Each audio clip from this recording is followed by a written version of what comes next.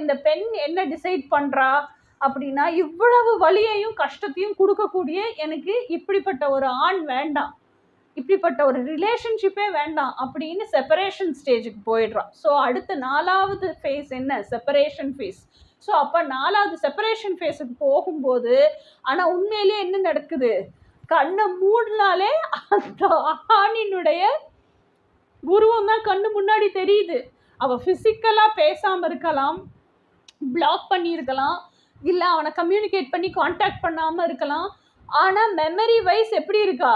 அந்த ஆணையே தான் நினச்சிக்கிட்டு இருக்கா, சிந்தனைகளில் அந்த ஆணையே தான் துரத்திக்கிட்டு இருக்கா, சேஸ் பண்ணிகிட்டு இருக்கா. இதுதான் செப்பரேஷன் ஃபேஸில் நடக்குது.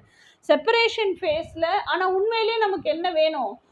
நான் எப்படியாவது அவனை மறந்துடணும், இதுலேருந்து வெளியே வரணும், எனக்கு பீஸ் ஆஃப் மைண்ட் வேணும் அப்படின்னு எல்லாம் நினைக்கும் போது தான் உண்மையிலேயே நிறைய விஷயங்கள் நெட்டை பார்த்து பார்த்து பார்த்து நான் இதை எப்படி சரி பண்ணுறது, இது எப்படி சரி பண்ணுறது, எப்படி சரி பண்ணுறதுன்னு ஒவ்வொரு வீடியோவாக முழுமையாக கேட்க ஆரம்பிக்கிறோம். அதில் இருக்கிற உட்கருத்துக்களை எல்லாம் நோட்ஸ் எடுத்து நோட் பண்ண ஆரம்பிக்கிறோம். எனக்கு இதுலேருந்து ரிலீஃப் வேணும் அப்படின்னு அந்த ஒருமிச்ச மனசோட நெட்டு என்ன சொல்கிறது, அது வரைக்கும் கூட நம்மெல்லாம் எப்படி இருப்போம்னா, ஒரு நாளைக்கு 1.5 ஜிபின்னா மொபைல் ரீசார்ஜ் பண்ணியிருப்போம். மற்ற எல்லா சீரியலு அது இதெல்லாம் பார்த்து அந்த ஜிபி தீர்ந்து போயிருக்கும்.